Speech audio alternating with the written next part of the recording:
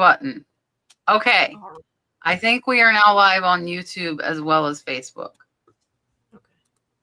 Sorry, guys. That was some crazy difficulty. StreamYard added some new things and it threw me for a lot of loops. So if you can see us on YouTube and Facebook, please let us know. Now that I think I have fixed this. I think it is the correct video now. I believe. Can you guys see us? It is the correct one, Karen says. Okay. Because I'm on YouTube and I don't see it. I'm looking forward to it and I don't see it. It's not on there. Some people are still in the old video. Yeah, it's there. Just got the regular thumbnail, not the one she created. Oh, I see. So what I'll do is I'll go in the chat and tell everyone to go into. But I see all of the super chats and stuff still. Oh, there it is. Okay. Found it. No. You don't do anything. No, but these people are still waiting. They're 68. Okay. All right. So now I got the other chat. I'm so confused. Are there 2 lives? Yeah, but one's not playing. Yeah, I'm just letting them know. I'm not refreshing. It's going. Oh, you need to refresh. Yeah, when you refresh it, the old thumbnail's gone, and just the new. Well, the other one's still there too. It just says 64 waiting. I'm getting rid of the old one. No, you're the only I hope. I just hit delete. I'm refreshing right now. Hello, Lori. Welcome. Thank you guys for your patience through our craziness here. Hold on. You now have 2 live on YouTube, by the way, and 1 still up. Yeah, one of them is vertical and one of them is horizontal. So that is on purpose. Okay. That's the new thing that I'm trying that is causing chaos. Okay, I see it. I just want to make sure everybody else can find it and that we still, it looks like we still have the questions. All right, so I need to close this chat. I'm in the StreamYard, Download. it should still be in StreamYard, yes. There were some questions that you can see in StreamYard. Okay. Yeah, they're still there, including the super chats. Yeah, I don't know what the heck this thing did. I'm going to upload a thumbnail, though, so it's the actual right thumbnail. Okay. And save it.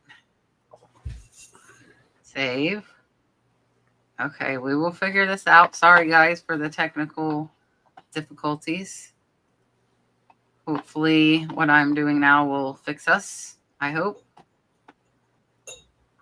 So you have to create 2 different ones for vertical and horizontal?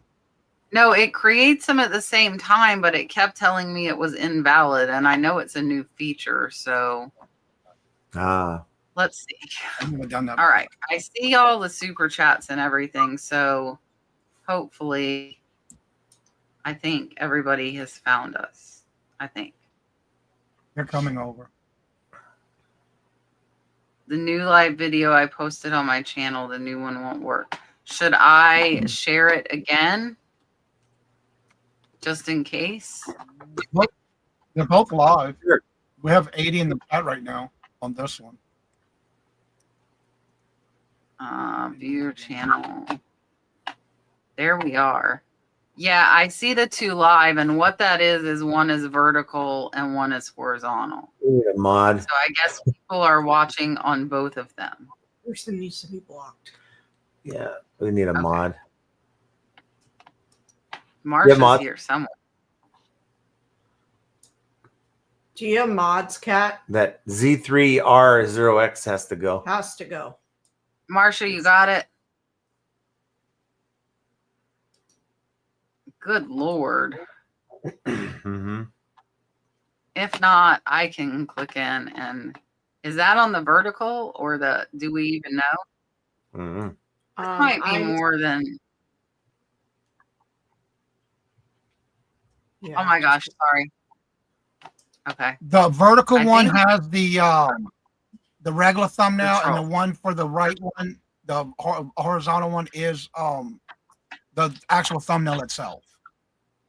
So we need two moderators helping you learn. let's see. They've already been Okay, deleted. yeah, I see that one. So let me go in there. Let me pause it. And it look. Oh, John got him. More income got him. Thank you, John. Thank you. And You rock, John. I will. And you got him hidden. Okay, so I've got both those chats open just so we can figure out who is where. Okay. Sorry, guys. Happy Tuesday. I've been having a rough day already. That just added to it.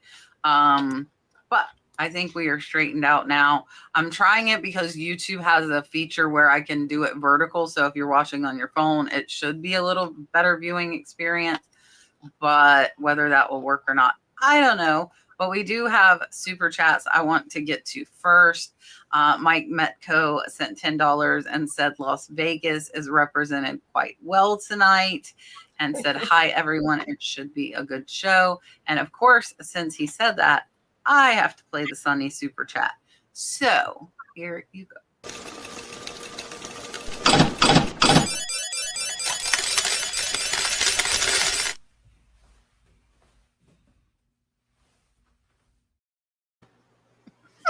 Really? Really, Sonny? He Oh, just no. did what he was requested. Gino asked him to do it, and Gino put the super chat together for us. So he Reminds me was of that old following butter directions. commercial. Remember that old butter commercial with Fabio? Yes, that's what I thought of when I was laughing. Dad bod Fabio over here. Hi, Bob, Fabio. All right. Miss Elena sent a $1.99 super chat and wants to know our thoughts on using an ionizing machine or a purifier. Is that the same as ozone? For what, though? I'm going to Google that. Hold on. For Not Is sure. ionizer same as ozone? No, it is not the same. So it says any ionizers can produce ozone, but the ionizer emits negatively charged ions that attach to airborne particles like dust and pollen, and it's breaking down odor causing gases is what it is doing. But it looks like the ozone does more, but it has more of a chemical offset. So if any of us have we used ionizing machine or an air purifier? She says in the chat right here that it's keeps the merchandise from smelling musty.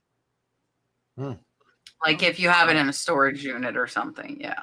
Maybe. Yeah. I don't know. I just got rid of my storage unit issue, so I don't have to worry about that anymore. But no, generally, I mean, we keep our stuff in the garage, and it's. I like to think that we're not holding on to things for months and months on end. We're churning through a lot of our items, so we don't really. I've never thought of it, to be honest with you. I've never really had to deal with anything like We that. don't really have we don't sell things that have a smell. Like clothing, we don't. Yeah. But we do some very, very few clothing items right now. Yeah, like next to zero. Yeah, currently. I've never had any problem. Smells, I think, wouldn't come from things I've sourced, but smells do come to mind with comforters and sheets that we had forever that I've been trying to get my wife to throw out. But that's a whole nother topic, and probably need to go to therapy for. Probably need to talk to Carla about that. Yeah. I need a wine and diner first before I complain. Yeah, so I have just bought air purifiers for my whole house because we're in a 1942 farmhouse, and Brooke got one for her room, and I walked in there one day and I was like, oh my gosh, it smells so much fresher than the rest of the house. So I realized the difference. And so I got them for the rest of the house, which is nice. Definitely a noticeable difference. The one we have tells us the air quality. So when we start the fireplace here lately, because we've had 20s and 30s the last couple of days, it like if there's like wet wood and it's drying it out, it makes it the air quality horrible. But they clean it out pretty fast, which is nice. So we see the air purity going down. I don't know that it would be a bad idea if you've just got one building. Like mine does 1,200 square feet, the one I got for my living room. I have used the ozone, but only in a new space when I started using my prior rental house because there were some odors. I ran ozones in there for like 3 days to try and clear everything out. Ozone puts off dangerous gas though, so you have to block off that room and stay out of it. I haven't really looked into the ionizing. I do a lot of clothes, and that musty smell does happen. The problem is, I guess with the ionizing, it would make it to no odor. Be careful using something that has odor. Like my air purifiers, I can put in like essential oils. I wouldn't do that if they have that option, but I don't think it would hurt. I think here in Florida, it's really important to get a dehumidifier, which should hopefully get rid of like the mold and musty thing. So we do run dehumidifiers, and most window unit air conditioners have built-in dehumidifiers. And the rooms I've noticed that have the most like moisture, I've started putting damp red in there, like the bags that collect water, little tubs, and it pulls a lot of the water out of the air. So that's another alternative to running a machine. All right, Elena likes the kitty cats. I will give her that. And then we have another.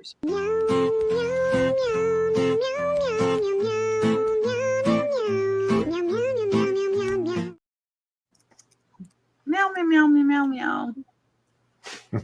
I saw, listen, so I went to get my nails done today.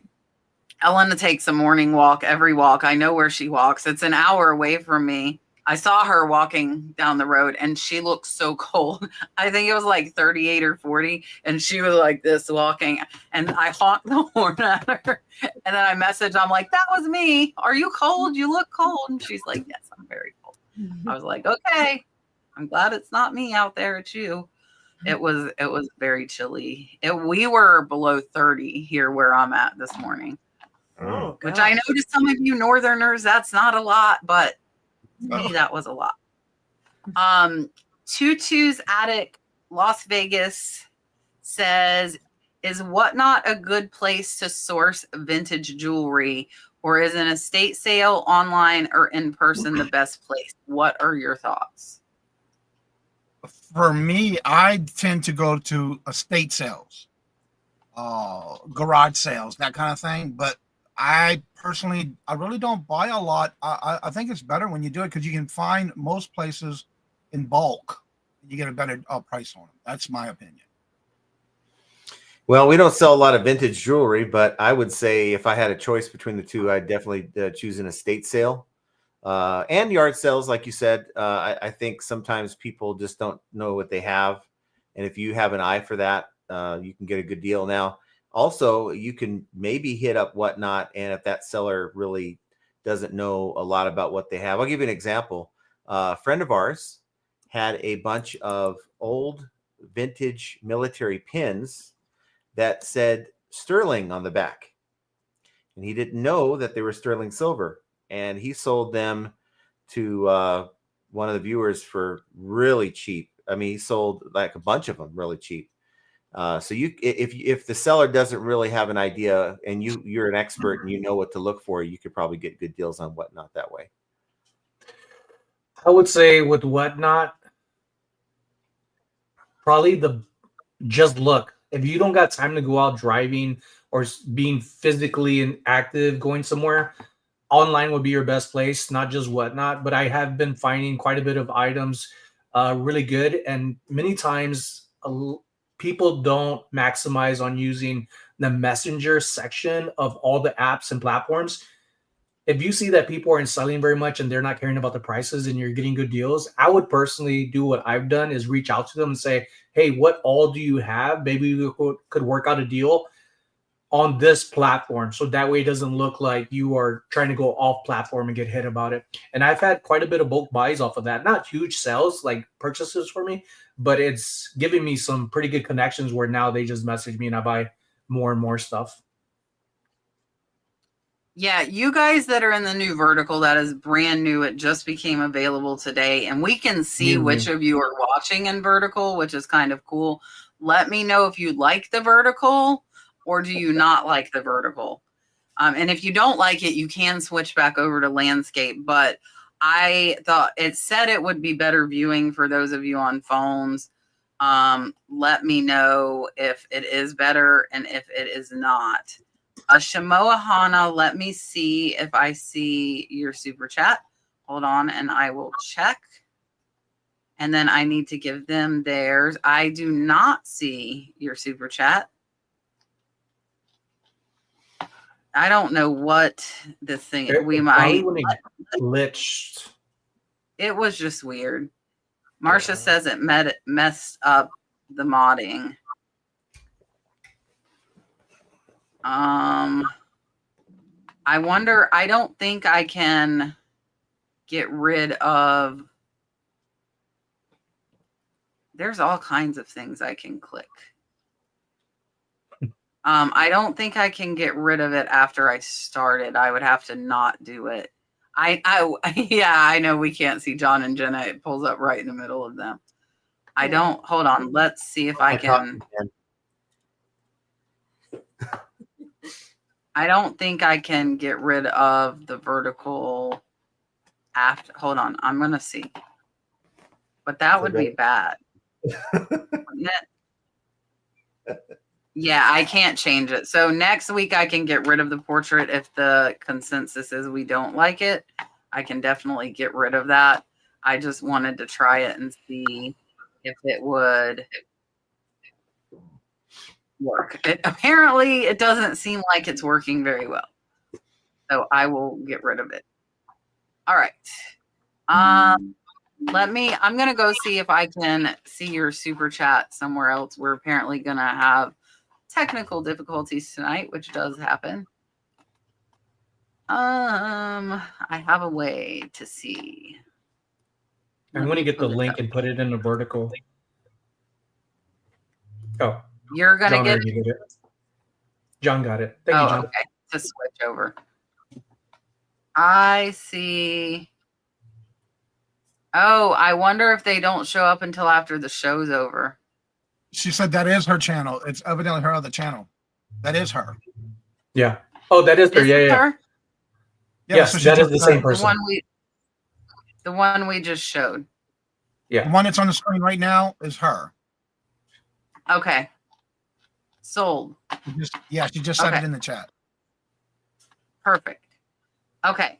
So my answer is Whatnot is a good place if you have time to sit and burn, or if you can leave it and halfway pay attention to it. I actually have credits and I tried to use them earlier today and my patience ran out in about 2 minutes. And I was like, never mind. Because I was trying to support some other sellers because I have credits I need to use. And I just did not have the patience. I wonder if you can use your credit in the buy it now section. I think you can. If anybody knows, let me know. If you can use your Whatnot credits on the marketplace. I don't know why you couldn't, because then I could just search and find something I want. I source 90% of my jewelry from online estate auctions. I have several that I buy from regularly. And I would suggest trying to find one that you see has quality stuff. They don't charge you an arm and a leg for shipping, and ask them how often. I have one that's once a month. I have one that's every other week, and I have one that's every week. And unfortunately, 2 of them happen to end tonight. So I have to kind of multitask and pay attention while we are doing this, which is super annoying. And I buy a ton, but I don't buy enough for them to change when they've been ending their auctions for years. So yeah, I would go, my preference is online estate auctions. If there are some in person, I've gotten lucky at one in-person estate sale. It was advertised. It was actually it was a sterling seller whose estate it was. So there were thousands of pieces of sterling. I just happened to come across it. But I was talking to Sam earlier, Jolie Flipped, and apparently her thrift stores and antique malls sell like bags of sterling silver, which I do not have in my area. So if you're lucky enough to have that, definitely check that out. Because she was showing me like some of the bags that she got, which is really, really cool. And we don't have that option here. So here is your whale super chat.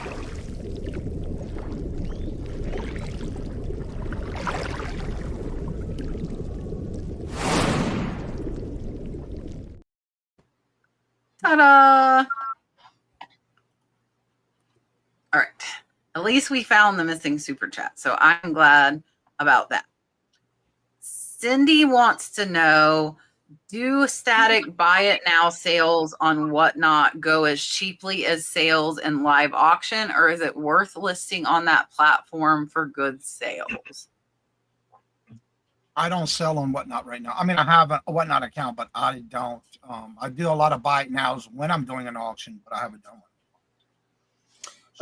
You're better off trying to get deals in a live than you are at a fixed price, because remember, the seller's trying to list that fixed price for what they want for it. I think she's asking for a seller, like if you're listing items or whatnot. Yeah. Okay, if you're listing items and whatnot, then you should put what you ideally want on your buy it now price, but be willing to accept that you're going to probably get a lot less than that when you put it up on auction. And as far as for good sales, it's a great way to get rid of merchandise, but you're not going to get nearly what you ideally would want to get for those items. Yeah, I've been back on Whatnot recently, 4 or 5 shows now, and John is right with some things. Like, I am surprised that most of the things I'm like, ooh, I'm gonna get top dollar for this. People are gonna love it, and it's like, it sells, and I'm happy with it because I started it at the price, I'm willing to settle for. But then I have these items that I'm like, I'm expecting $2 or $3 or $3 or $4, and it goes for like 20 or 30. So somehow for me, God is on my side. It balances out. For static listings on Whatnot, one of my first sales was attempting some vintage Stussy corduroy multicolored pants. And those sold for $60. And the thing with static listings on Whatnot, you could set it to where you don't want to open up to offers like you do on the Bay, or you could be open up to offers as well. So you don't know until you try. I think that's the thing. You got to figure out what works for you. Some people kill it on different platforms. Some people don't. And you just got to keep trying to find what works for you and find your audience. But give it enough time to where you actually see what works and what doesn't. And if you're just falling flat every time with a good amount of time that you invested in, then try something different when all else fails. Yeah, so I actually probably 2 weeks ago started listing static on Whatnot on their marketplace. I list my items at the exact price I list them for on eBay, Poshmark, Mercari, and we've made quite a few sales at the full price. I have gotten a few offers, and all the offers were actually pretty decent. I think I accepted all but 1 or 2. So I did that because I talked to Rod, Picking and Punching, and he is selling more on Whatnot static marketplace than he is on Poshmark and Mercari combined. And List Perfectly now has Whatnot as an option to cross post to.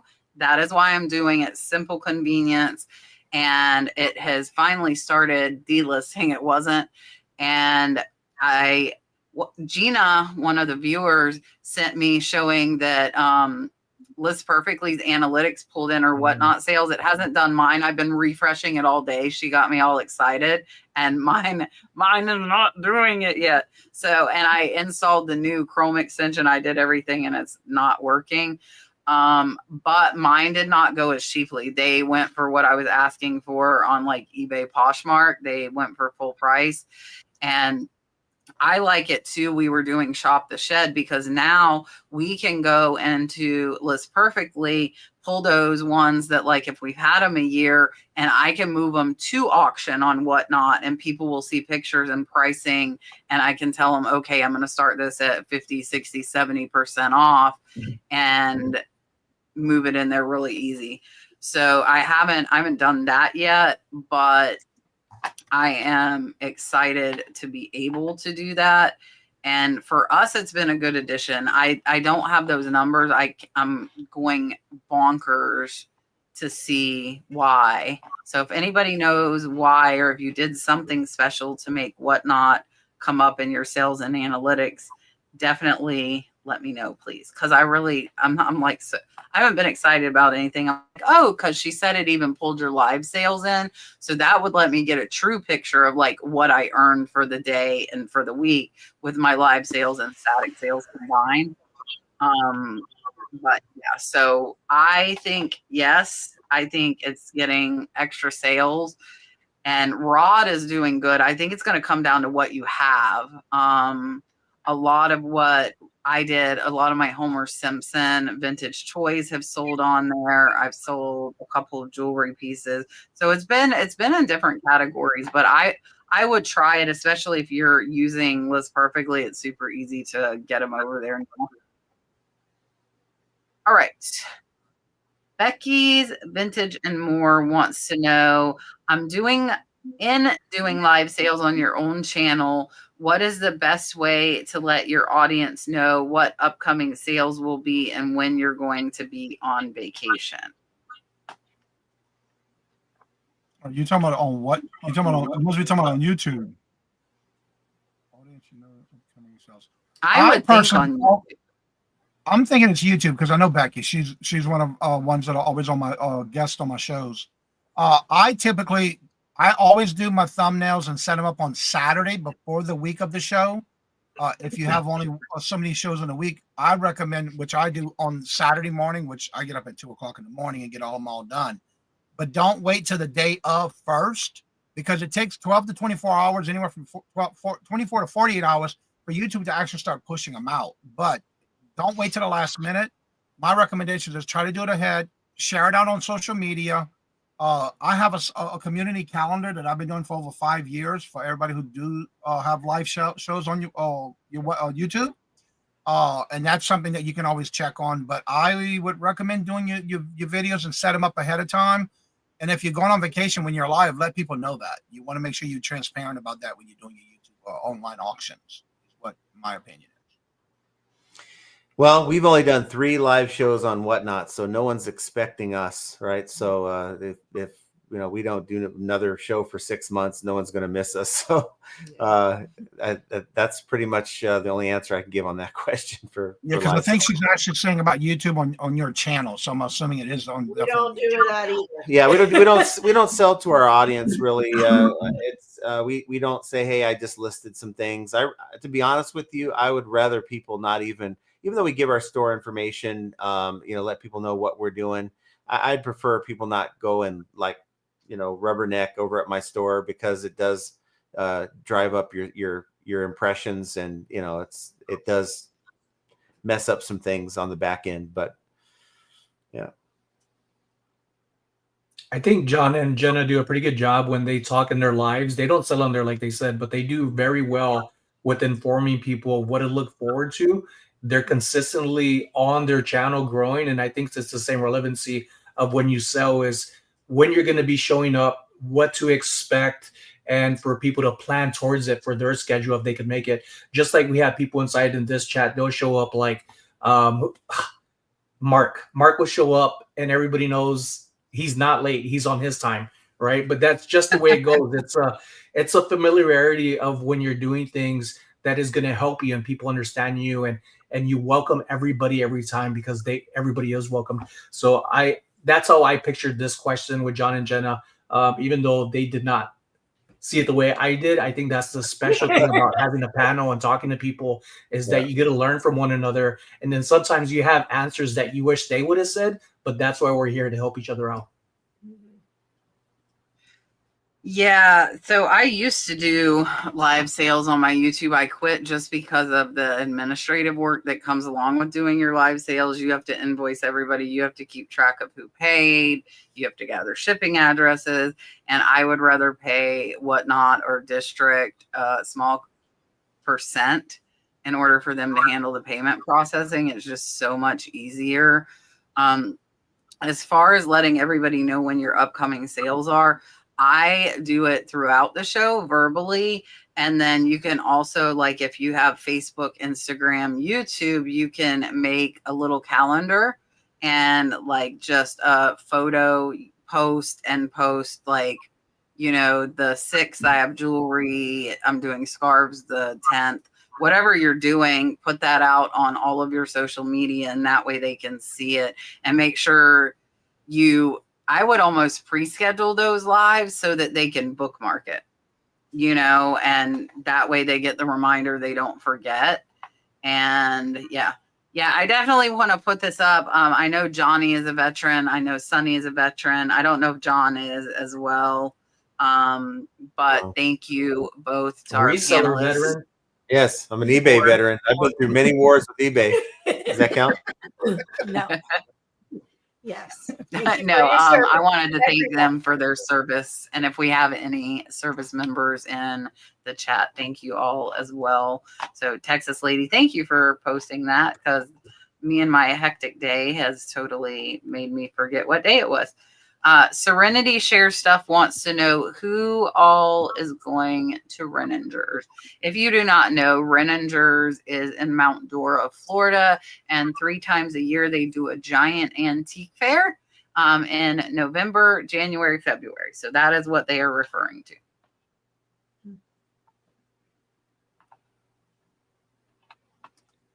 Johnny, no. I'm not. going. I'm in Massachusetts now, so yeah, it's not easy for me because I'm gonna go to in the first 2 weeks in December. I'll be in Hawaii. So. Nice. In this year, that's my second one. So yeah.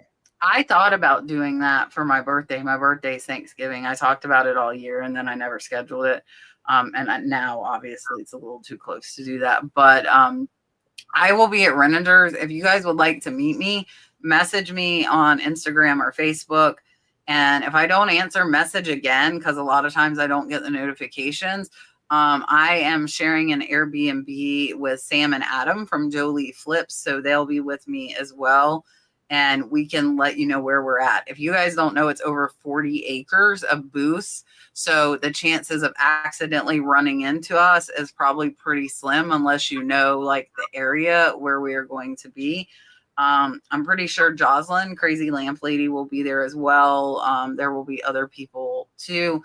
So as far as me, I have no problem telling you, hey, I'm over in this section. Sure, come see me, say hello if you want to do a little meet and greet. But I will be there probably a little bit late Friday, and then I'll be there probably most of the day on Saturday. Sunday, I rented a boat, and my plan is to spend the day on the lake. But if there's amazing stuff and I think I need to go back, I'll go back to Renninger's. But right now, I'm only planning going Friday and Saturday. All right.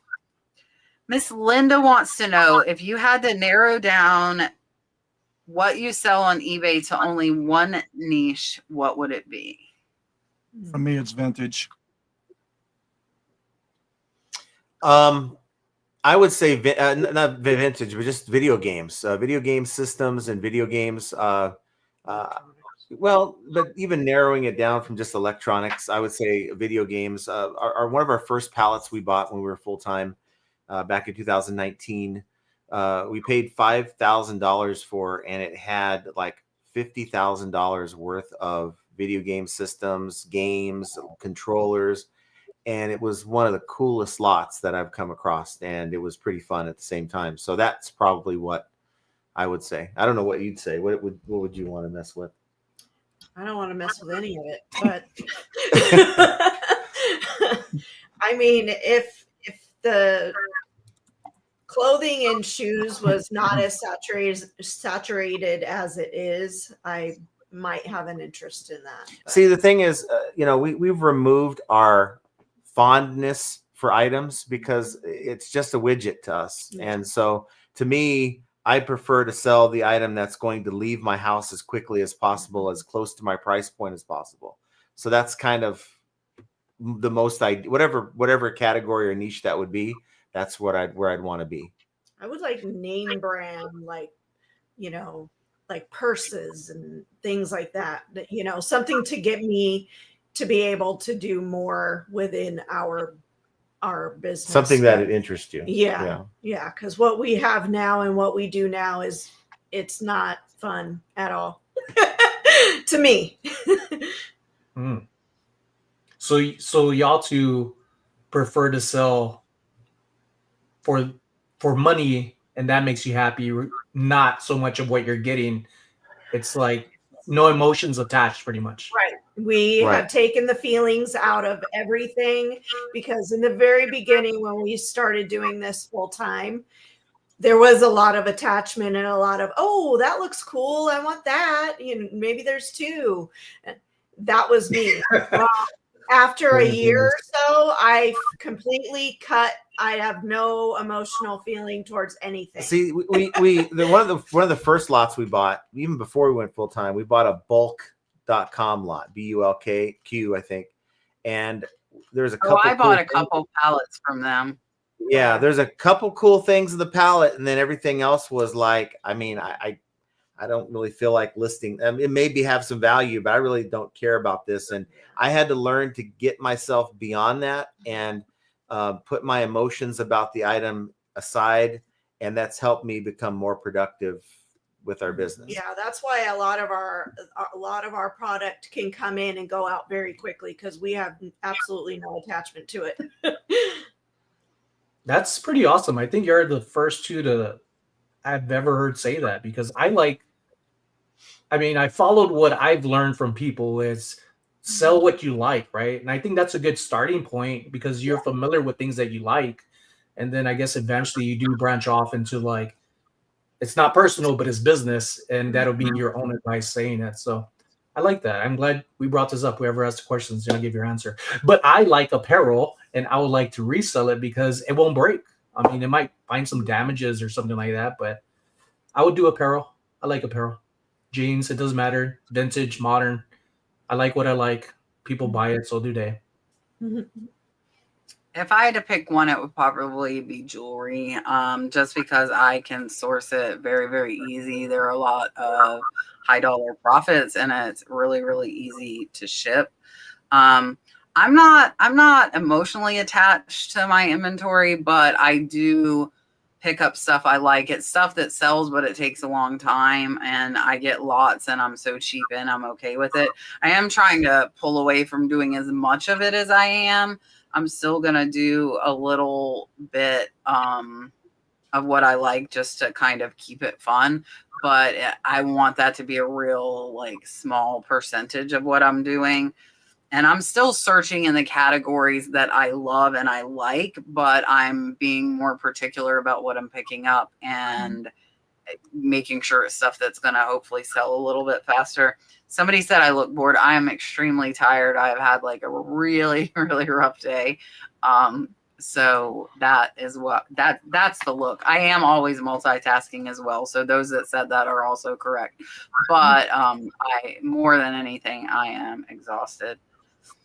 Yeah, I think it was Chris, which he was one of my first co-host, and his big thing was that you can't get emotionally attached to it. That's money. And it's not even your stuff, it's not your family stuff that you're doing 9 times out of 10. Some of it might be, but if you really like it for you, like my big thing with it, we have I just bought 12, they're worth $1,200 antique cast iron andirons for the fireplace. So I listed them, and now they're displayed on the side of my fireplace till they sell. So I get to enjoy them while they're there. And then once they're gone, I'll probably look, keep an eye out for another pair of andirons for the fireplace. So it's kind of like a revolving collection, which is nice because you can store some of the nicer items that you have in the house. I do that with a lot of artwork as well that I sell. And when it sells, I'm like, oh yeah, I get to find a new picture for the bathroom. And you can find them. There are plenty of them out there. So I love that. But I don't get overly attached to it really. All right, let's see. Where am I going? Okay. So Gila wants to know, is it okay to hold on sell similar in my drafts and every day relist some of it every day? Will that affect my listings? I mean, will AI notice it as cheating? So I think she's saying, like, if she ends 50 items today that she's going to sell similar, instead of putting 50 items back up today, she'll put up 10 today, 10 tomorrow, etc. Do you guys think that that will harm her by pulling the 50 and then just putting them back up slower? I don't think it would harm you. I know I do it on a regular basis, but when I first started eBay 6 years ago, I used to be a listing machine, 40, 50 a day, 60 a day. And it's like, after a while, that gets a little tiring by yourself. But for me, I don't see a problem in it because a lot of times I do that and I leave them in my draft because that gives me more time to change the title, check on the specs that I need to do better pictures. A lot of times our older listings is where we need to adjust some of the things that we maybe did years ago. And maybe there's going to be some things that if you're not really doing your inventory on a yearly basis, that would be a great way to get your listings out there again by updating them, is my opinion. Mm-hmm. Well, I'll tell you what I do. As part of my daily routine, I get up in the morning, I pick the items that have sold overnight for her so she can get her shipping done. And I take the oldest 10% of my store, I will end it, and then I will do a relist, which is the same as sell similar, except you don't have to take the other step of deleting those items out of your ended. And I think that shows constant activity. I do this every day, by the way. Constant activity that you're giving your account above and beyond the listing that you're going to be doing. And it just develops a routine where you can get in there and check for maybe errors you've created in the listing that you didn't know were there. Maybe you're overpriced. Maybe your title needs to be adjusted. So it allows me to do a number of adjustments because that listing is usually around 30 days old when I do it. So what you're doing, I don't see a problem with. Now, some people would argue, why not just list it all? eBay has actually answered this question many years ago. Is it better to, take one day and just list, and then next week do the same thing and have a 5-6 day gap in between activity versus to spread it out? And they say it's better to spread it out if you're trying to appease the algorithm. So I could tell you, we have right now, it's like under 250 now, trying to build our store up, but we're about 250 items and we've sold in that store around 600 in the last 90 days. So we're churning. And all these little things that we do, I think helps us to be able to do that. I'm going to be taking that advice. I don't have any input on that. And I think it's a solid recommendation and reasons why with what John shared, because the rule of thumb for me was always be active. And if that means you're not actually getting new items to have new, fresh items listing, then you're still doing the same purpose. Yeah. That's all I got on that one. I have the hiccups, if you guys haven't noticed. I don't see any problem with it. The only thing is you're holding them off the platform and taking away your chances at sales for those 3 or 4 days until you put them up. That would be the only thing. I've forgotten some days, like I ended them, and I try and relist in the afternoon because I used to do it 6 a.m. every morning, but then if I slept late or had to run Dalton to school, then they had already reposted because I like catching them the day they are reloading. And that way I'm not getting hit with double listings. But I think it will help if you're putting out more every day versus if you're putting them all up at once. Oh my gosh, this is going to drive me crazy. I'm going to ask some real quick about the same question real quick. Yeah. Any of y'all do the scheduling listings? Like if you have listings in your drafts and you can schedule them, do y'all do that? Because I don't. Does that work for y'all? Sure. I would do that as well sometimes. Usually what I'll do is if I know that I'm gonna be gone for a couple days, I will bust my butt throughout the week, get more extra listings done that I can earmark to launch by schedule. And that, because I'm always concerned about showing activity to the algorithm. And whether Mhm. it's making offers, end items sell similar, creating new listings, answering questions, that all feeds into the algorithm. And that's just what works for us. And I wouldn't do it any differently. Back to Kat. They circled around. I don't know if you have to decide, Archie, I guess, whose hair is the prettiest. That's Archie's. Mine's a Why hot, am I not in this mine's a conversation? hot mess. So don't let's go. I'm just so glad I ain't got that problem. It's just the beard I got to keep up with. Chad, can you do Kat? Can you do a poll? Yeah, I think I can. Can I view it? Let's let the people answer this. If these hiccups Sonny, don't start, Sonny's hair is always my favorite. Sonny has the best hair. Start a poll. Okay. I'm not gonna argue. Oh my gosh. Bring out your dollars. We're bringing out the poll. Super chats. Sorry, Kat. Here, I'm gonna put them all. Oh, I can't put John and Johnny. I only have 4 options. Johnny? She's been I'm called leaving Johnny out. Gina, Johnny Johnny. Cajun Roots. I'm Johnny. Okay. Okay. Yeah. All right. Here's Johnny. That's me. Yeah. The poll is out.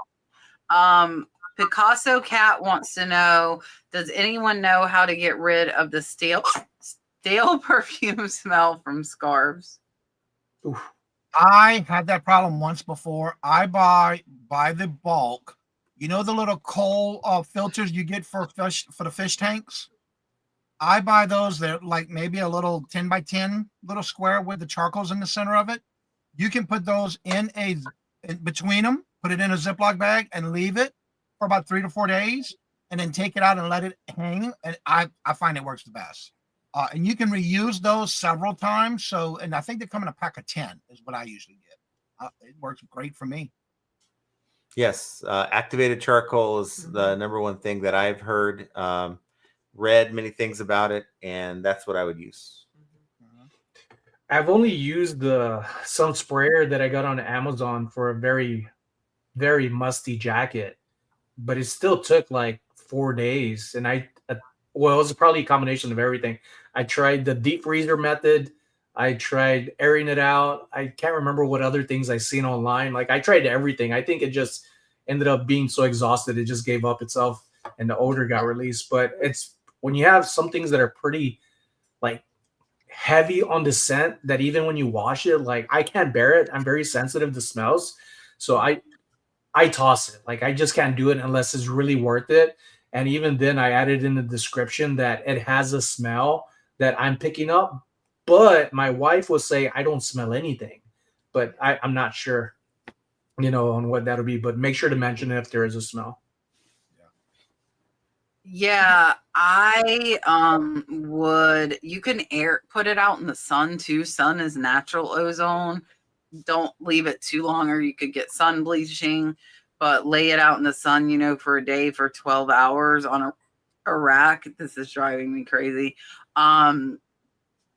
And I also have used the activated carbon though. I put it in put activated carbon, put tissue paper and then put the item and then seal it for 3 to 4 days. And that did work. I didn't do it with the scarf, but I did it with Barbie clothes and it worked well. Does anybody know what Ellen was asking me what kind I have? I didn't catch what we were talking about then. About what I have. Ellen, let me know. What kind of hiccups do you have? Yes. Annoying. The most annoying ones, right? Hiccups and the yawnings is not making it the purifier go away. The purifier what kind? is what she's talking about. I bought some cheap ones off of hold on, I'll tell you. I bought cheap ones off of Walmart. And they actually work great. I bought a small one for Dalton's room and oh my gosh. And then I bought 2 big ones, one for my room and one for the other. They are, let's see if I see this brand because they were cheap. I don't recommend using dryer sheets because some people may be allergic to the scents. You may not want to use that on anything you're trying to sell. Yeah. Hold on, I'm cheap. Let me sort this by price, low to high. I bet I'll find it. Come on. I've heard that before, Michael. Pack of sugar, spoonful of sugar. That's Mary This Poppins. is killing me. Key, is that it? Oh, now it's gone. I guess they're discontinued. Now I can never get them again. And sometimes I call it in quarantine if I have to, and I put it in my garage and let it sit there for a while, and usually that helps too. But I haven't had any problems with perfume. Yeah. I cannot find them. That's lovely. They were on Walmart. They were on clearance on Walmart too. They had good ratings though, but they're working very, very well, and I like them. I will remember the name if I see it, but I am not. Oh my gosh, I am not seeing it. Just Somebody's as bad as my baby. I know, right? His hiccups are cute. I'm giving up. Oh, hello, Kat. Step 1, sign in and look at your purchase history. That might be why. Right? I might find it, yeah. That might be an easy way to do this. 414701. That's my code if anybody wants to sign in as me. Okay. Or not. It said you may not get it. Oh, I was dyslexic. Ah! This should not be this difficult. But I really, really like them. And they've made a very noticeable difference in the house, which is especially when you have an older house. And ours, again, is coming up on 100 years old. So to me, having, the purifier, I think is worth it. It's called KNKA. It's an off brand, but the brand is KNKA. Hold on. I'll send you. I'm trying to send you a link. Here it is. This is the one I got. And this one has where you can add the essential oils to it, which I know a lot of people have been telling me that the essential oils are bad for you, but it won't. It will not allow me to copy it. It said nope. So KNKA. That is all I can give you. All right. Listen, Gino's giving me a hard time because I said I rented the boat at Renninger. I rented it at Lake Harris, which is like 30 minutes from Mount Dora. So it's not far. But I think we're supposed to warm up this weekend because like today the high was 60, which is a little chilly to be out on a boat on the lake, especially if it's windy. And hopefully it will go up. All right. Bug says she got an INAD for a hair straightener that worked perfectly fine. The issue was she thought it was green when she described it as teal. What are your thoughts on that situation? So it was something you bought? No, she sold it and they said it was not as described because she said it was teal and the buyer says, no, it's not teal, it's green. My personal opinion, especially in the description or in the title, I would have put a couple of different colors that are close to teal because some people may take teal as teal blue, teal green, or aqua. People see different colors different ways. You don't know, maybe they may be colorblind and not sure. I personally would have put a couple of different choices of colors that are close to that, in my opinion. Well, as far as what are your thoughts on that situation, there's not a whole lot you can do as a seller except for accept the return. The buyer can say whatever they want to say about it, but at the end of the day, you have to accept the return by the date given. Otherwise, you're going to put yourself in a position to have a defect, a case closed without seller resolution. So you want to avoid that. Accept the return. It sucks.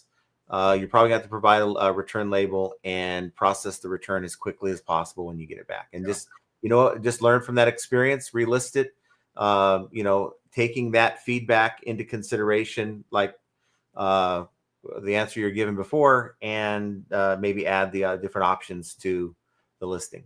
Yeah, I would definitely add multiple, because I might say it's teal, but somebody else might call it turquoise, and so I would just put multiple, like you said, just put multiple colors in there just to cover all your bases. Mhm. Shopping with Cheryl's asked a question for this. Does the color of hair straightener matter? That is a good point, but sometimes people want what they want. Yeah.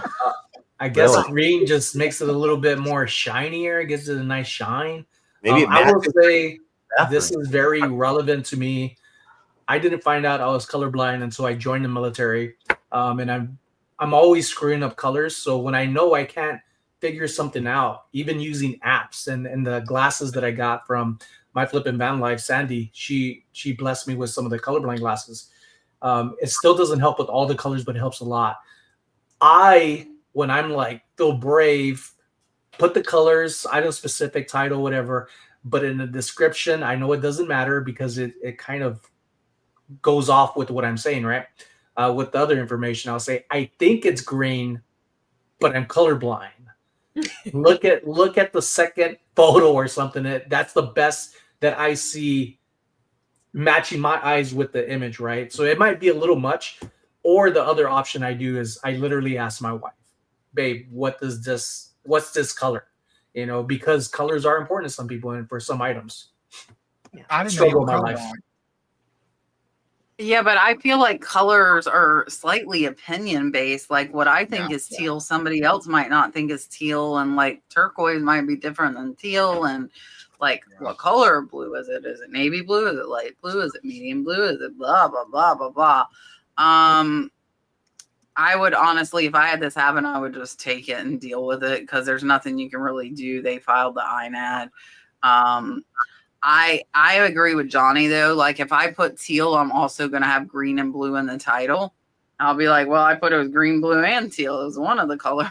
Like, and hopefully that would at least get that. But I wouldn't be mad. I would just take it and let it roll off my back. That's kind of what I've learned to do with the returns and the INADs because it's really not worth getting mad over, in my opinion. All right. Constant says, you guys probably already know this, but I learned the hard way not to buy blue box vintage clothing box. Dreadful smells, and only 3 out of 14 pieces have any chance of selling. Is that like the Goodwill? Like, is that one of Goodwill's vintage clothing boxes? I'm not super familiar with that brand. I don't buy any of those. If I don't see it in person, I don't buy it like that, especially with clothing. And I did not know that. So I had no idea. But we don't buy a lot of clothing like that. I mean, generally, if we buy clothing, it's going to be something that's a home run that, like I can't pass it up kind of thing. But no, I've never heard of Blue Box Vintage. I've never heard of it either. I'm pretty sure it's a Goodwill, like, that's what I was thinking originally. And like I think that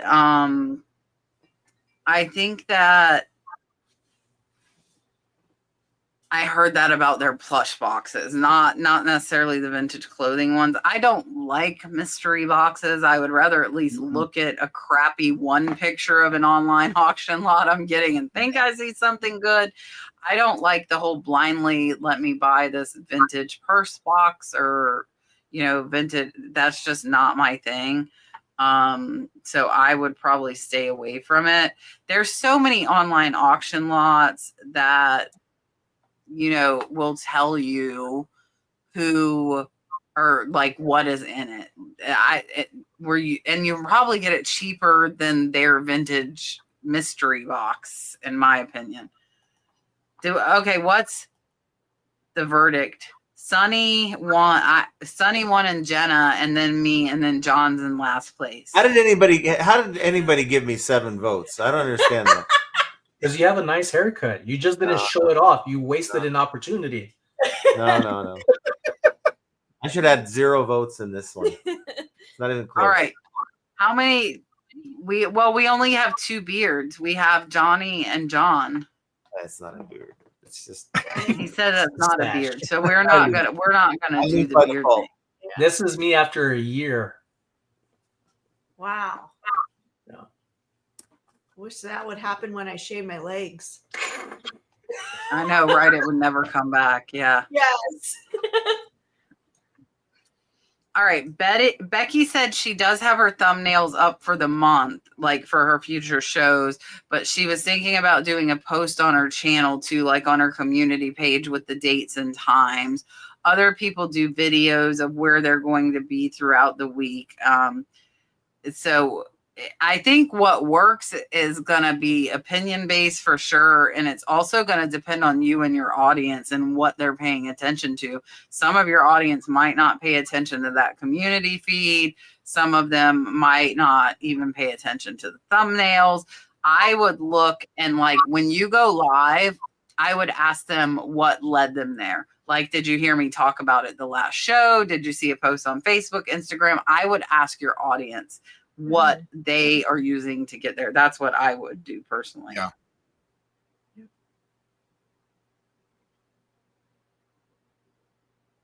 Anybody else?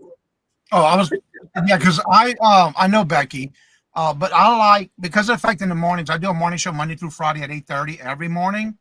And I'm always telling people to please promote where you're going to be, especially if you're doing a live that day or if you got something going on, promote it. And that's one of the things that you want to do too. If you're in other chats that are promoting what you're doing as a community, be part of those communities and promote it that way as well.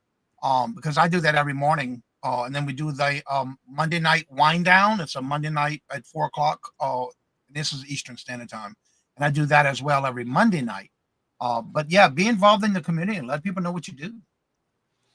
Yeah, I think consistency is probably the best advice I can give. So if your audience knows that you're going to be, like we do lives on Mondays and Fridays at 3 p.m. Pacific, 6 Eastern, and the audience, they find the show, and if they like it, they're going to come back. They know that we're going to be there unless something comes up. And just being consistent, I think, is the biggest key. I got to do a better job of posting shorts and more community posts and things like that. But short of that, just rely on the consistency. I've been very consistent on Whatnot. eBay, not so much because I haven't had the time to just sit down and list items, titles, specifics. And also Whatnot has been very helpful for me recently. And being consistent has been a world of wonders. Just yesterday and today, a matter of 3 hours, $400 after fees, which is good because I just bounced to the hospital like I've been telling people. But today, in my head, Mondays and Fridays, I do my auctions, and I always announce it. I told people throughout my shows, but today I didn't. I just, even myself, forgot that I was going to do a Veterans Day sale. People showed up because they're following me and have the alert to follow me, but it was nowhere as good as the days that I mentioned, Monday and Friday. And I don't blame it on anybody. That's on me. I didn't do my announcements. I didn't share the link on Instagram and the post and all that. So all these little things are not difficult. It just takes a matter of you focusing down like a good solid 5, maybe 10 minutes, put it out there, let it do its thing, and maybe highlight some of the items that you have. And the more you do it, also a good thing to tell people is share your information. If you're on a live stream or if you're going to be even just talking on a platform, tell people how they could help you. And some will, not everybody will, but it helps. One goes a long way. You never know who knows who and who they know that could lead coming over. I had somebody on Whatnot yesterday, I think I didn't even know you could do this, promoted my Whatnot with $25.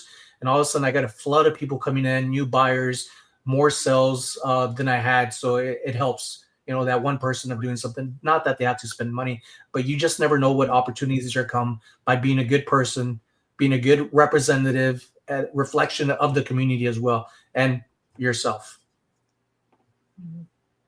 Yeah, and I mean, like, I just did my salt and pepper shaker show yesterday, which was absolutely incredible. I was so tired. That's kind of what like rolled into me being tired today. I got 3 hours of sleep last night. I was live on Whatnot for 5.5 hours, and I sold 165 pairs of salt and pepper shakers. I could have kept selling more, but I was so drained. I was just done. And I was like, okay, we will finish doing the rest of these at a later time. But I did a research video on salt and pepper shakers, which got the interest up in them. And then at the end, I showed a clip of the collection that I bought. And then I posted an hour before with like a countdown that I was going to be live. The crazy thing to me is I did so well, and Whatnot's casting feature was broke for me. My show didn't even cast out to YouTube and Facebook. So I didn't get to even kind of capitalize on my audience, and still did absolutely excellent, which makes me wonder what would have happened if the casting actually would have worked like I wanted. But it was an amazing show. And I was very, very happy with what I did. So now I've got to go through, reorganize all what's left, take pictures, because a lot of people have asked what's left. And then we will do one more show. And probably at the end of that one, I will lot them together in like lots of 5 for reseller lots or collector lots. And I'll just move them because I want them all gone. The average selling price on the salt and pepper shakers was $8.29 per pair, which I'm very, very happy with. Very, very happy with that. It was an incredible show. It was definitely more than what I was expecting. So I was like, but I just had to stop, because what I kept doing when I ran out of requests, I was like, okay, let's go on a field trip. And then they'd pick a bunch again. And the last time I was so tired, I'm like, no more field trips. Field trips are over. We're done. And then I was so hyped up because the sale did so good. I couldn't go to sleep till 3 o'clock in the morning, and I got no sleep. So that's a lot of why I am super exhausted today. But basically getting it out there, like doing shorts about it, do a video with a short. Hey guys, this is what's coming up on my next vintage, whatever show. Here's what's going to be in it. Have it scheduled, go bookmark it, use your Whatnot referral, get the $5 in credit. So if you guys don't know, if you refer another buyer, they get $15 free, which they can spend on your stuff or someone else's, plus you get a $5 credit to spend. So it kind of works for both. And yeah, so that's what I would do. Mark, I am not I'm kind of neglecting you, but I saw you there. Mark came in at exactly 9:11, like he always does, and he always gets the Rod super chat. So Thank you guys for watching. Please make sure you like and subscribe. Until next time. We're loud. He's not here. Let's see. Oh, I wanted to put this up. The costume jeweler said we need a giant antique fair near Tampa. I looked it up. It looks like it's an hour and 42 minutes. Honestly, it's worth the drive, in my opinion. It's 40 acres of vendors. I would say you probably need to be in pretty good shape. Mount Dora is the only mountain in Florida. It is like hiking. It is on dirt. It is uneven. Be wearing walking shoes. It can be very physical at that antique fair. If you're not prepared, it will catch you off guard. They do sell beer if it stresses you out, which it does me sometimes. So I walk around with beer. But it is very, very big. Even in the 3 days, you're not going to be able to see all the vendors. So yeah, definitely. I know of 3 sterling silver sellers that sell it by the gram. 2 sell it pretty decent. 1 is pretty high, but I've been able to find marked pieces that are worth way more than the weight. So it just takes a lot of time of digging through, which I like digging through a sterling. But definitely it's worth it. It's this Friday, Saturday, and Sunday. I would come check it out if you were able to. All right. Linda McKee says, I have been selling for over 10 years. I haven't been able to really do anything with my store for the past year due to physical injuries. What's the best way to restart my reselling? I would gradually do as much as you can, but also, like we talked about earlier, schedule if you have to. Schedule your listings to go out on a regular basis. If you have listings still there, I would refresh them. give it some new titles, maybe refreshing your pictures if you have to, check your descriptions, your item specifics. But if you can't do it all at one time, I would schedule them out. I do this every day, so I don't use the scheduling portion of it, but I hear it's really great. I know John and them do it as well. Schedule your items out if you have to, but get some kind of activity on a regular basis. One of the things I keep hearing on a lot of YouTube channels lately was that they don't answer no one's emails. They don't go back and answer any customer questions that they get. I answer every single one of them. So everything from even feedback to answering questions, it could be something minor. And you may have it in the description bar. I will even go in and I just copy and paste it from the description bar. Just little things like that. You'd be surprised on what can get you started. Just little things like that is my opinion. I agree with that.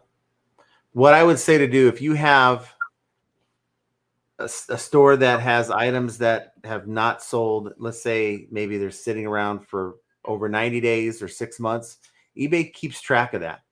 You got your old stale listings. They actually do keep track of that. And the best way I would do it, if I was to resume reselling, like let's say take a break and have like my stuff still there, but come back and really take a serious effort at it, I would do a nuclear reset. And what that is, it's taking all your listings in your store, ending them, and then relisting or sell similar on those. Relisting would probably be your best bet.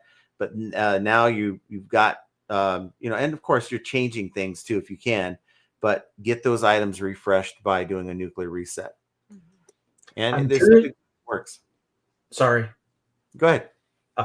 I'm curious to what you're selling. I'm thinking for me, like if I was to do a nuclear reset, I could think of some apparel that I could have what we talked about last week as a money shot, where it's more of like the pattern, the collar, not so much of the whole item. If it's all one thing, those little tweaks with your relistings hopefully will help. Sometimes that helps, even that little change. I've had that done before, or I've done that before, to where I've changed these little things in the title that I didn't realize I didn't put an actual size in there. I just put size, color, and so on. And within minutes, boom, it sells. And I'm like, oh, was that it? Just that one little thing didn't pick up somehow and it sold, or did it get lucky? So I would do a reset. It wasn't mentioned, but I would say do not try to change everything, because you got these items for a reason and you're familiar with them and you already know the value. So I would do that. But if you're wanting to push it a little bit more, maybe consider promoting it. I don't go any higher than 3%. That's just me.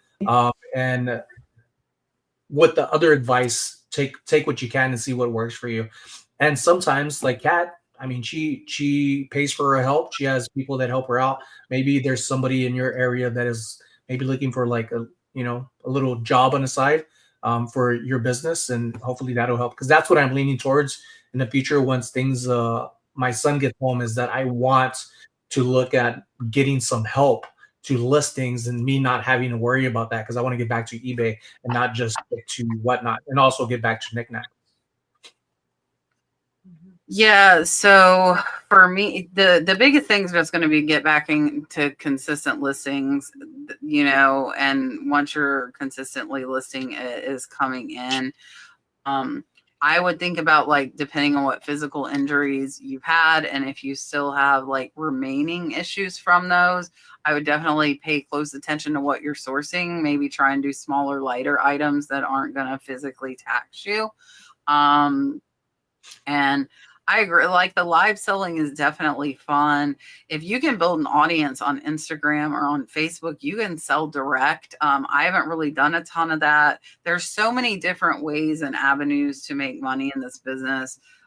You could also do some Facebook Marketplace if you have a good area for that. I don't feel like I do where I'm at, but that I might try. I've started seeing like some super cute pieces that are, not giant, but bigger pieces. I might try listing those onto Facebook Marketplace and just see, because it's nice to have extra income that's coming in where other stuff is slow.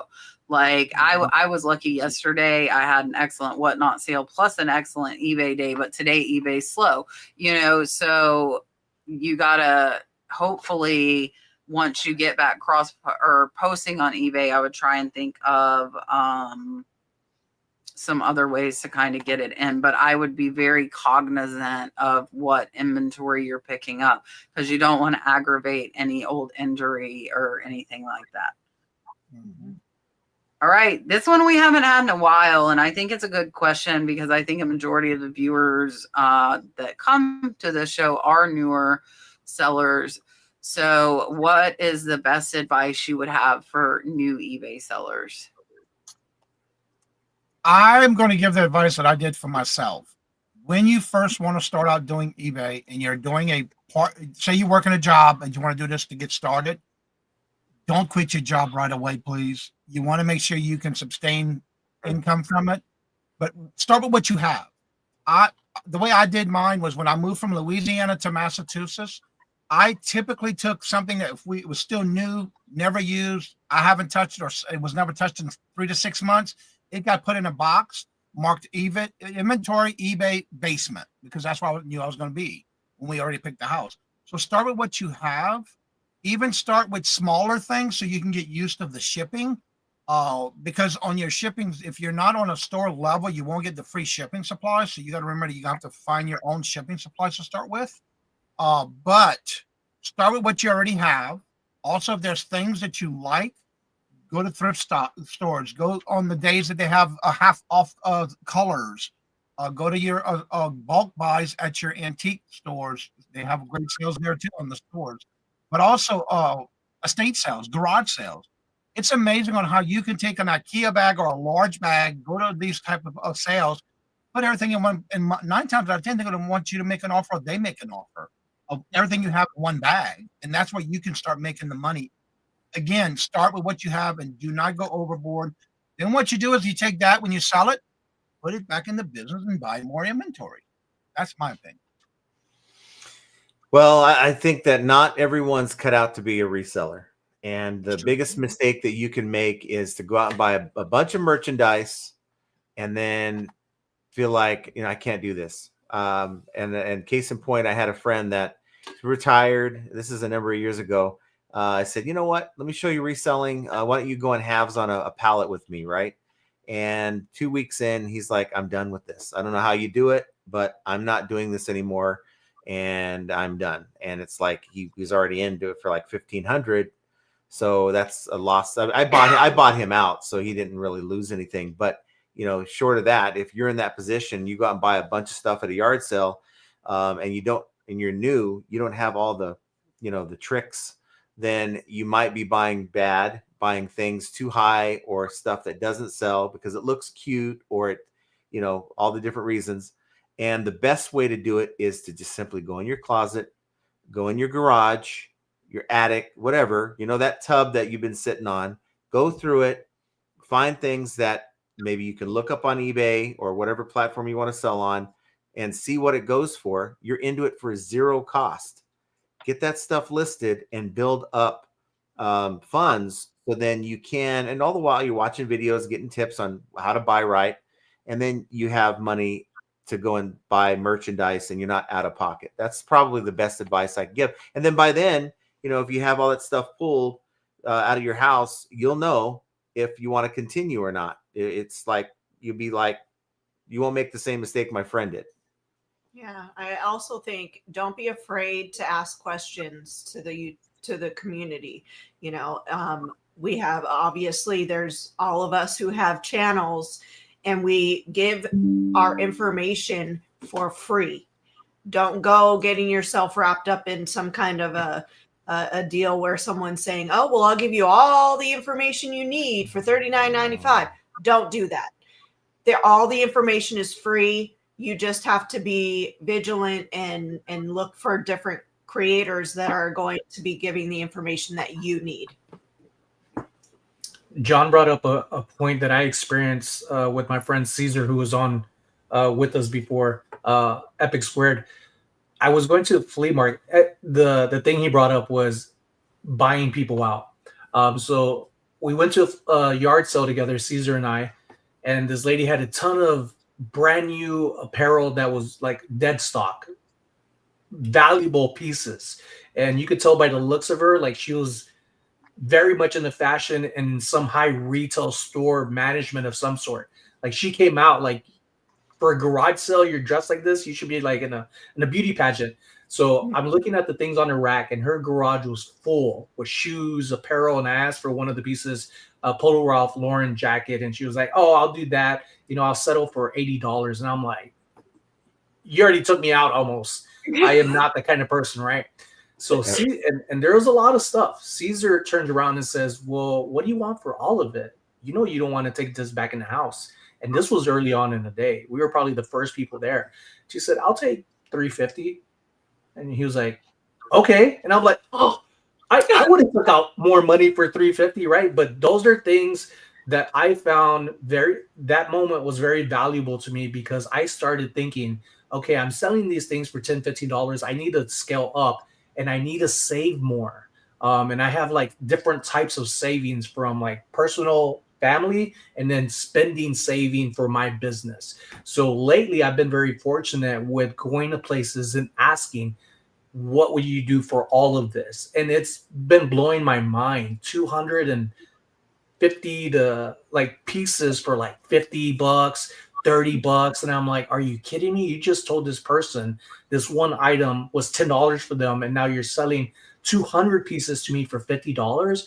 But I'm not going to argue. I'm just going to say, here's my money. Thank you, sir. And thank you, ma'am. So I say that because learn to save more than just, oh, I got money coming in, let me go buy a little bit more stuff, and then repeat. Your whole focus is to make money and save money, as well as keeping the beast fed. Yeah. Can I add to that real quick? Yeah. A couple years ago, like 2 years ago, actually, I was at a yard sale, and I came across this lady had just her whole driveway filled with shoes. And they're good shoes too, like Nike, Jordans, Adidas. I picked up this pair of, I think at the time they're the Ultra Boost Adidas. And I'm like, how much you want for this pair? $8. And I'm like, I could probably do that, but I like to get it as low as I can. So I said, how? And she was still pulling more shoes out, by the way, out of the garage. And I'm like, how much for all of it? And I had $200. I said, how much for all of it? She's like, I'll take that.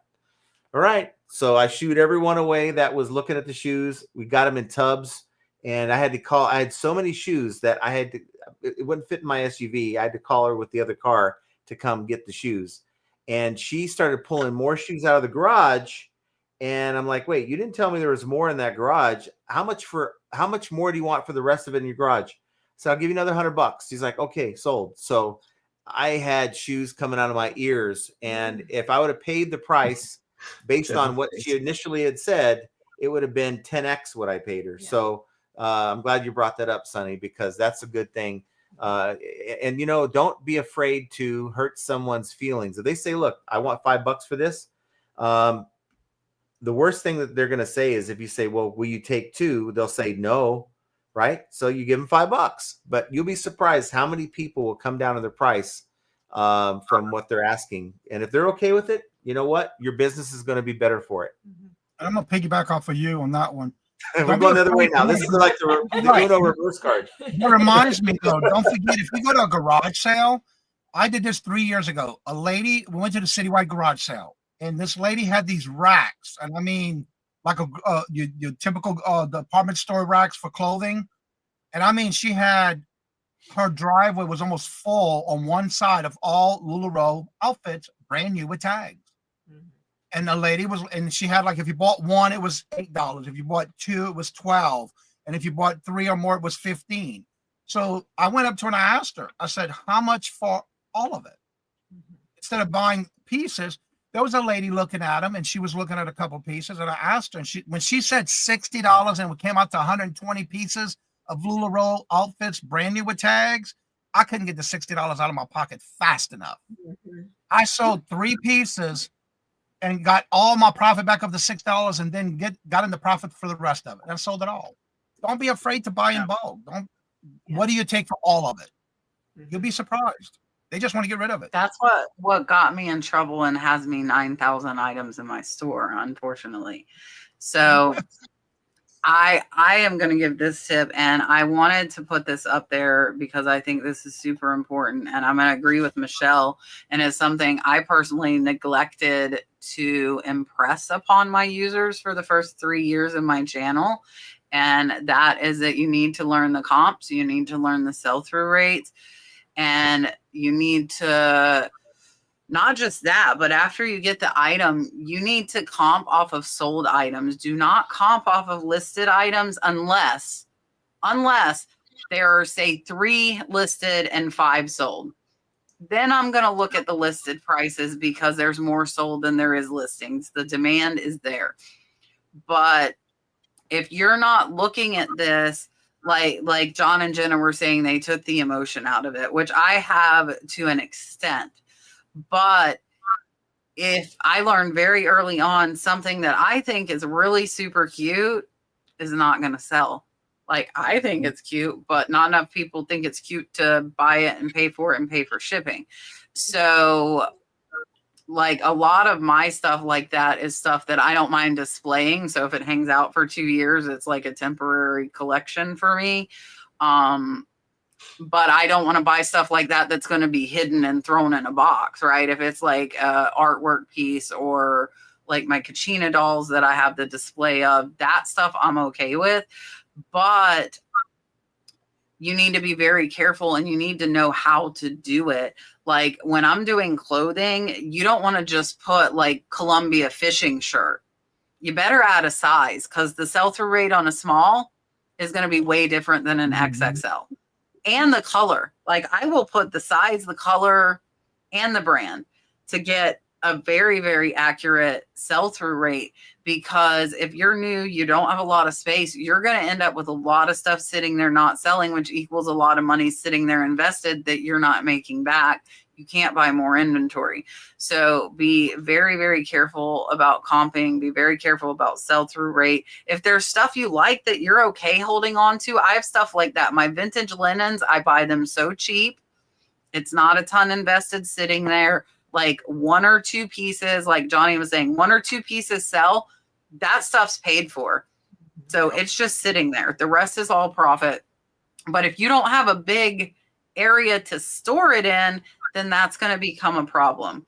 And I think also being cognizant of your organization, because yeah, you might only have 100 right now and you know where everything's at, but what happens when you get to 200, 300, 400, 500 or 1,000 and you can't find those items, and now you're losing sales and possibly messing up your metrics.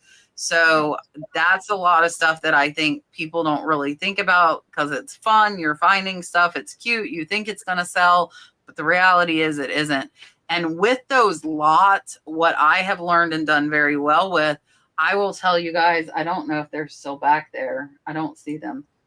Oh, they are. They're over there. There is one box top that is half full of probably 20 pairs of salt and pepper shakers that I pulled out of 250 that I did not offer for $3. Very, very strict on what I pulled out. The rest I'm letting go for $3, where some of them were $20, $25, $30 a pair. They were, but they were probably going to sit there forever, and I sold them in a day. So I wish I had known and had the discipline to do that when I first started doing lots, because my mindset, and it still is somewhat in that, it's really hard to work on it, is that I wanted to pull every single penny out of that lot that I could. Even if that means I'm listing a $10 item with a 10% sell-through rate, which is not a good business move in my mind. Now, if I have 3 of those $10 items, I can lot them up and somebody will buy them faster. I'm doing that. But instead of like, oh, if I list them individually, I get 10 versus list the 3 together, get 7 each, but a $21 sale, that's what I should be doing.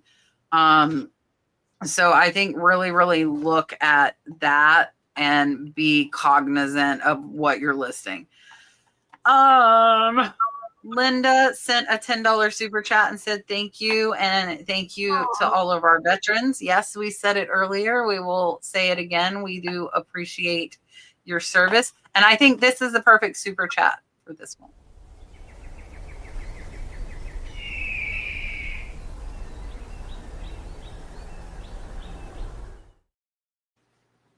Like The that one. Eagle, which I don't play hardly at all. I need to play him more. Caca. All right.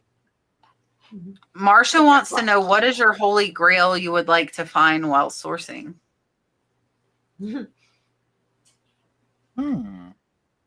don't really have a holy grail. Anything that would make me money, but I'm very picky on what I pick up.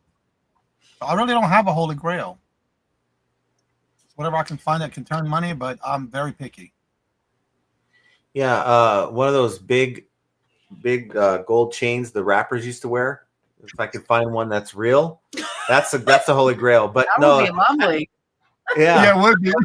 yeah, $4,000 an ounce, I'll take that. But no, Yeah. I mean, really, it's just I can't tell you. I really look for holy grails. I just stumble upon them once in a very blue moon. The one that I can give you an example of is one where I almost walked away for $5. I don't know if I would have. It was over $5 difference in price, but I was at a yard sale and they had this thing, and I didn't know what Space 1999 was. I've never watched the show as a kid, and it looked kind of cool, but it was a big model of the spacecraft, and it was in the box in a case with the styrofoam. And I'm like, well, that's kind of cool. And it came with a gun, a replica gun, like the laser gun or whatever it was. And it had a artist canvas of the person that painted for the show or whatever. The artist was like 4 of 4, so there's only 4 made. And so I'm like, how much do you want for it? And she's like, well, make me an offer. And I'm like, I don't know too much. So I went back to the car and I'm like, this looks too good to be true. So I said, take 70. And that's more than I really want to spend because I don't know a whole lot about this. She's like 75, and I hemmed and hawed, and I'm like, okay, fine. So took it home, and I had all of it sold. This is on a Saturday evening that I had it listed. By Sunday morning when I woke up, all of it sold for $1,800. The ship, the gun, and the painting from a collector. So that was my holy grail, and it was quite cool. It also had an authentic.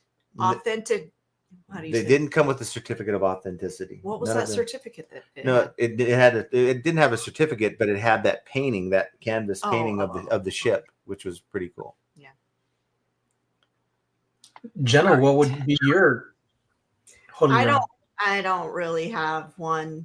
Her holy grail is something that would be easy to ship. Something that is small and easy to ship. That's all because I am the shipper. And so if it's small, if it can fit in a 8x6x4, I am right there. Because if it fits her like list, she's going to want to keep it. Yeah. So it's not getting sold. That's not a holy grail type of situation. Yeah, there's a very good reason why we sell what we sell is because I like to keep a lot. And if I like it, if it matches my house or it matches my style, I will hold on to it and I will keep it, or I'll give it to my family members or whatever. And so I had to stop doing all of that. So I don't go to thrift stores. I don't go to yard sales. I don't do any of that because what I'm buying is for me. I would like to find something that'll pay off my house. That would make a huge difference. That Not gold only chain. because the house is paid, but I could probably semi-retire my wife. I've been telling her like my goals, and like if I get to this point, you don't have to work. And I'm like, oh, what happening with our son has happened. What has happened with our son and what he's going through. Like that insurance is the big part that I would not want her to leave. It would still be her choice because she's the boss. But that would make a big difference paying off the house. She could decide when she wants to work, and we could have all this time together, with our little one. So that's my type of holy grail. It's what benefits us to just have her not be there. For the nurses like Kat who know, and others like it's pretty tough. I've been in the hospital every day since September 3rd and seeing how people work, like the medical field. And I don't disagree with what they're saying. I'm not saying who said what, but it's just like, wow, they're not getting what I feel they should be getting. Respect to our medical field. Amen to that. Yeah, so for me, I don't have like one giant thing. I'm more about like finding the really, really good profits. I just got, and I'm gonna get it listed tomorrow. It is the coolest thing. It is a antique oriental axe head with carvings, and I have the certificate of authenticity from a museum that is dated 1820 to 1850.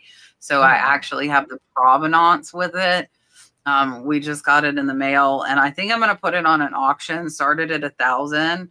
I'm about 400 in, so I'll, close to double my money. But that's something that's so rare. And I feel like the Oriental market and buying has been very high because a lot of my higher costume jewelry goes to Japan.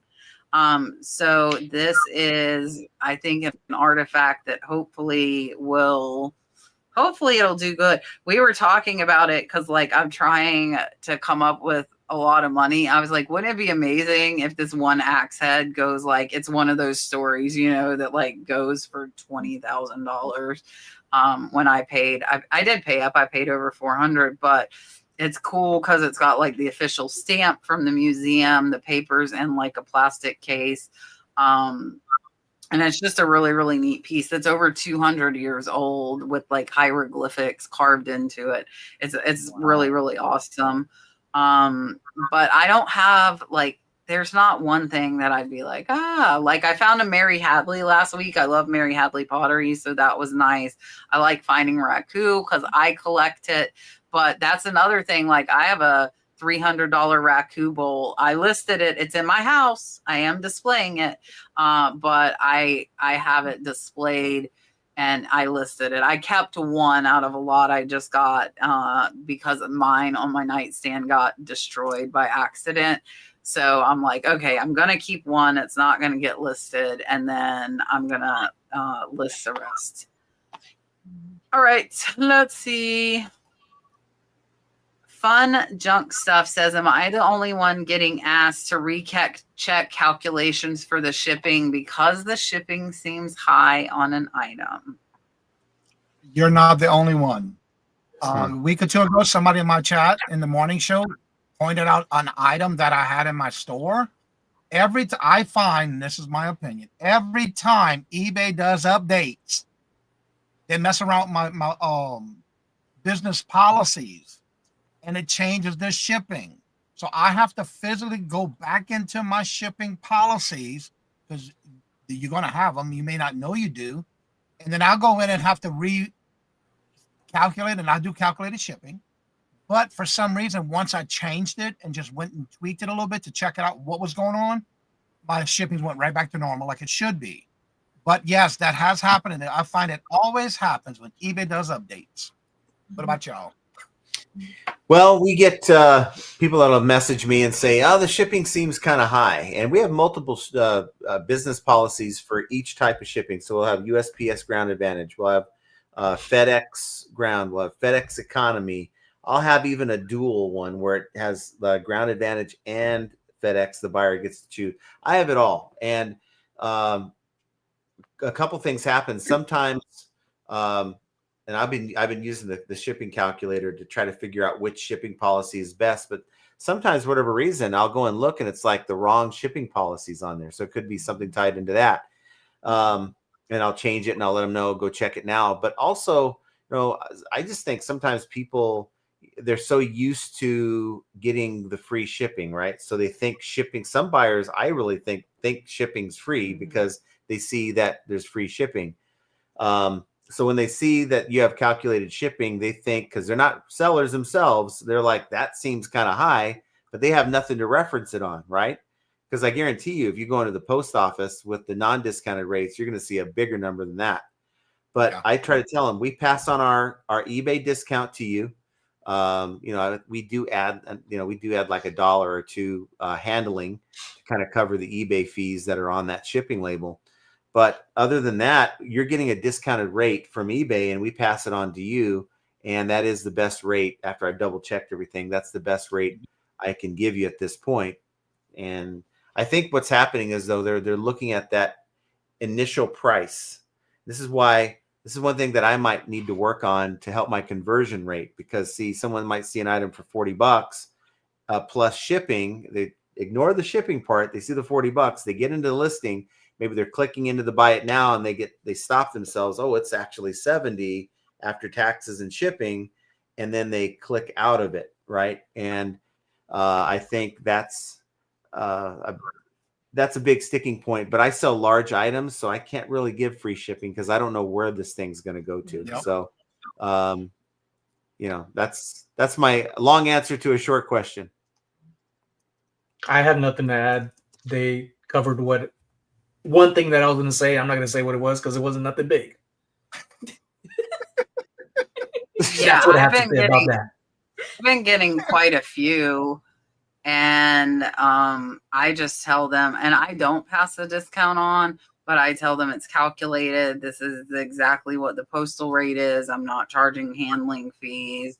And that right now shipping is up for holiday shipping, unfortunately, which increases the rates, and they have significantly increased over the last 2 years. I don't know if adding on, like, hey, if you buy a second item, we do combined shipping, so that would lower it. That might be a good tactic to go back at those people with. Like, or even search your store, like if they're buying a football shirt, and be like, hey, I have another shirt in your size.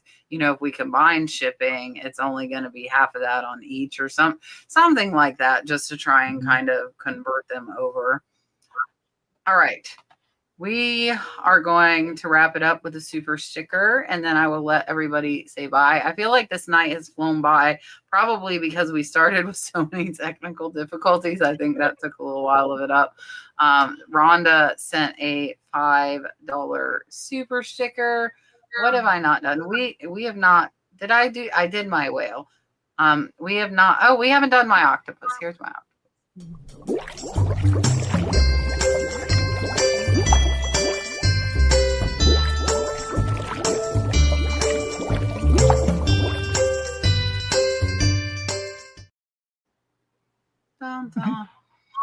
All right.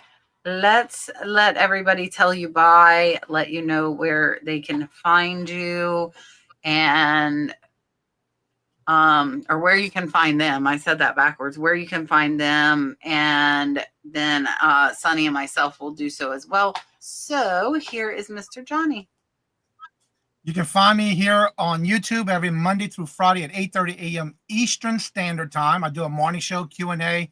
We do the morning boost on Monday, Tuesday, and Wednesday. Fridays, I do Would You Buy It or Would You Leave It? It's a game we play every Friday.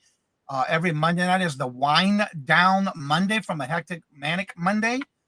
We usually try to have a guest. This Monday coming, we're going to have a channel that is in our chat, supporting the channel, that she's going to be talking about cooking homemade food for your pets of different kind. And then this past yesterday, we had a guest that talked about if you were interested in getting into writing books and publishing and you're needing an editor, he does that. He's on in our community as well. Every Wednesday at 1 p.m. Eastern Standard Time, I do a Hump Day auction. That's with 3 co-hosts and 2 guests, and that's every Wednesday at 1 p.m. First Tuesday of the month, I always do a members rapid fire round of an auction for those who are members of the channel. I do have 2 channels because the last Saturday of each month, I also do for the community. It's called the Reseller Community Shop Hop.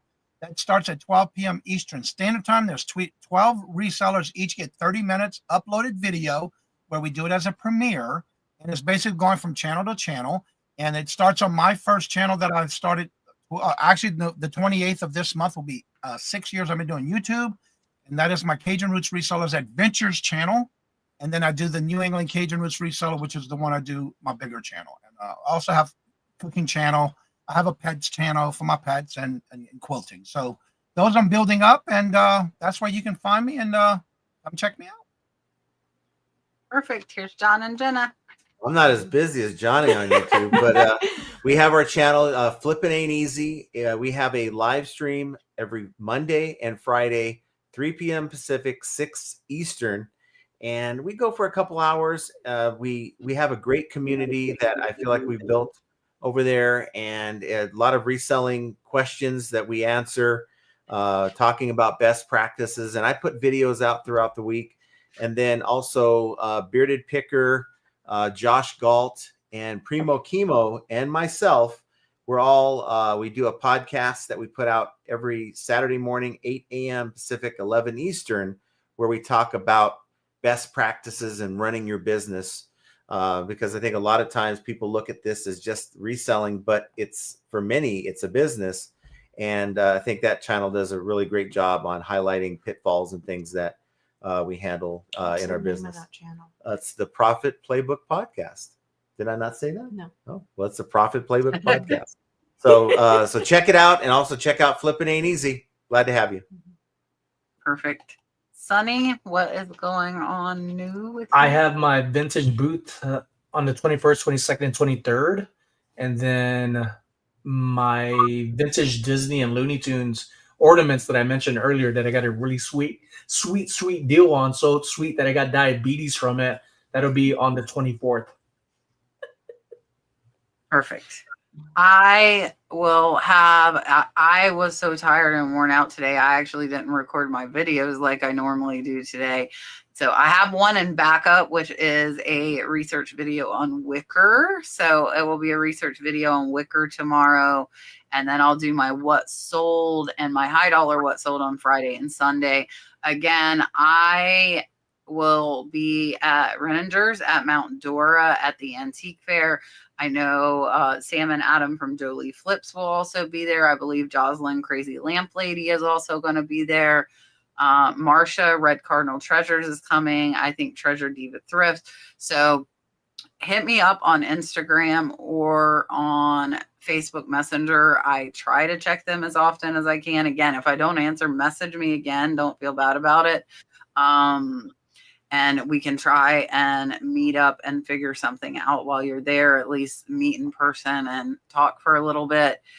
And yeah, I think that's pretty much it. I might do a jewelry show tomorrow, and then I might do another salt and pepper on Thursday. So the jewelry tomorrow will most likely be on Whatnot, and then I might do the second salt and pepper shaker show over on Knickknacks. But whatever I do, I am going to try and put it out on social media.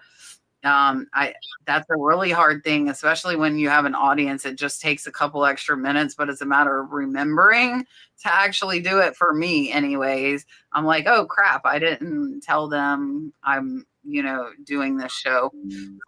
I'm trying to do almost every day. I did not do one today because my poor employee yesterday, I sold over 150 pieces of jewelry on Whatnot over the weekend. Plus we had 35 on eBay. We had Poshmark at Mercari. So she actually had to stay 2 hours late. She was packing for 10 hours yesterday. And then I'm like, she's going to kill me. And she comes in this morning to 165 salt and pepper shakers that I sold yesterday on Whatnot. So she was also packing today, and she also had to stay 2 hours late today. So I was like, oh, and she's like, no, do a show. And I'm like, no, I want to give you a break at least for a day. So I did do a show today, but I will probably do jewelry tomorrow, and then salt and peppers on Thursday. And Sam Jolie Flips has asked me, we are considering doing a co-hosting jewelry sale from our Airbnb in Mount Dora.